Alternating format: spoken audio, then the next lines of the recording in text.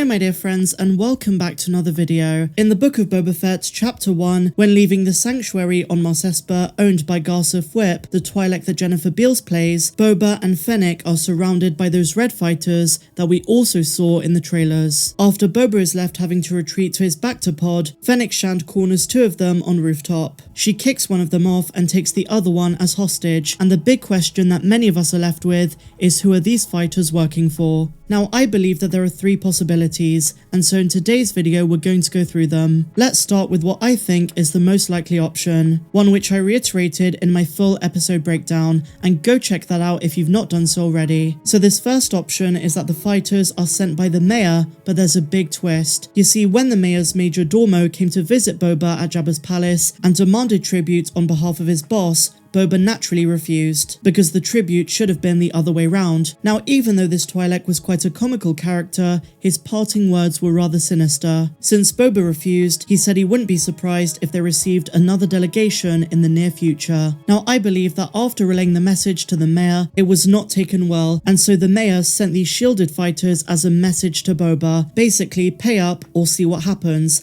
and that's why they didn't try to kill him. It was an establishment of dominion. The mayor got word of Boba, which the Major Domo confirms when he says he already knows, and he doesn't like that there's someone else ruling on Tatooine. Competition in the criminal underworld of the galaxy is not taken lightly. So that is the most likely explanation, and we even see a scene in the trailer where Boba and Fennec confront the Ithorian Mayor with the hostage that they took. But I think there's a twist to this. In my opinion, there's going to be a massive misdirect. I can't help but feel that there's just no way that a crummy Mos Espa mayor could have forged such an entourage of skilled fighters. It's more likely he hired them from another syndicate, or they don't work for him at all. What if when Boba and Fennec go to meet him, the mayor has no idea who these fighters are, or alternatively, he reveals the true villain that they work for, and this could be a lead into revealing the big villain, or villains plural, of the series. So if we entertain the idea that someone else sent these fighters, and the mayor is simply just a plot device to leading us to them, then who do they work for, and are they part of a bigger syndicate?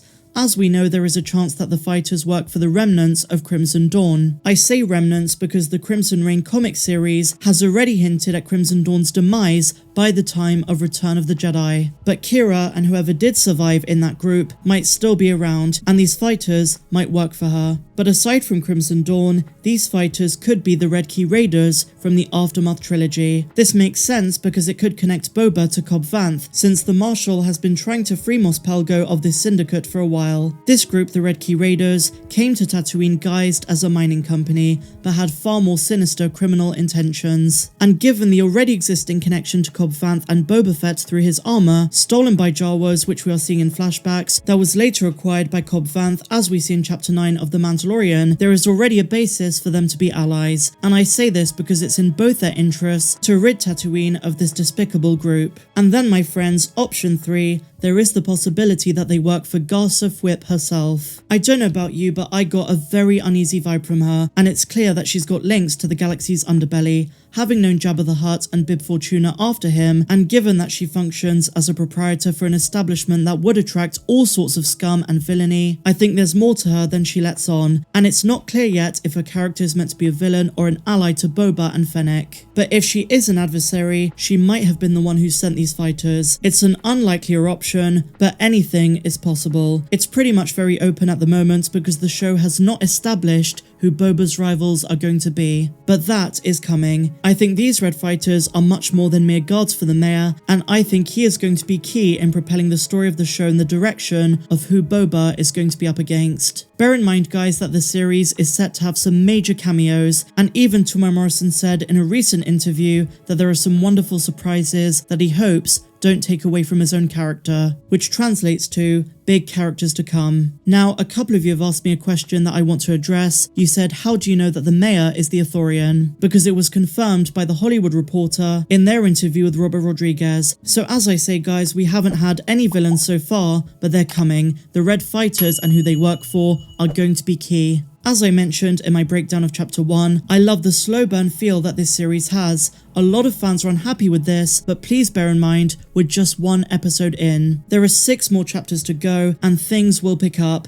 Now that they've established a lot of Boba's past, Not all of it, but some of it. I think now they're going to introduce some big players over the next couple of chapters. For me though, as you're aware at this point, Chapter 1 was an absolute delight. It was everything I wanted for an opening episode of a Boba Fett oriented series, and I adored it. It was at times humorous, it had crazy awesome flashbacks, and overall, and I hate to be repetitive, it felt so authentically Star Wars, which in large part is thanks to the Western meets Godfather vibe that Robert Rodriguez has stylized. Now, I'm aware that not everyone has seen the episode yet, so I didn't want to make a video title that was too spoilery, but from tomorrow, I think we're going to go all out on speculating some other key elements. And one thing in particular I'm just dying to talk about in depth, which I will save for a different video, are the flashbacks to Attack of the Clones. Some of which, by the way, was repurposed footage that wasn't used originally, but the shot over the shoulder of Boba looking at Jango's helmet was in fact a new shot. And I think these flashbacks are going to be so important for what, or should I say who, we might see later on in the show. If you know my channel well, then you know who exactly I'm talking about. And having read multiple reviews and seeing what other fans have to say, I get that it's not everyone's cup of tea, but for me, flashbacks and references to other parts of the timeline are truly the bread and butter for what you might expect for this kind of show. And to add to this, I also love the way they made the Bacta pods truly fascinating. Since we get all of the exciting parts of Boba's past in flashbacks when he's in the Bacta, the show makes you want more of it. And every time he steps in, we're taken back to moments of his past. And as an audience, we're surprisingly hyped for those scenes. We want him to get into that Bacta pod. So very clever work there. But if you don't like the flashbacks, I really don't think they're going to be using them throughout the series. We'll definitely see them next week, since there were more flashbacks in the trailers that weren't in episode 1, but there will come a point probably before the midway stage of the show where we would have had all the scenes from the past that we need to. But I'm gonna say this right now, those episode 2 flashbacks to Kamino and the Slave One, and also on Geonosis, probably matter way more than we realise, and I want to dedicate an entire video to talking about it. So look out for that video, my dear friends. I can't wait to share all of that with you. So going back to the topic of today's video,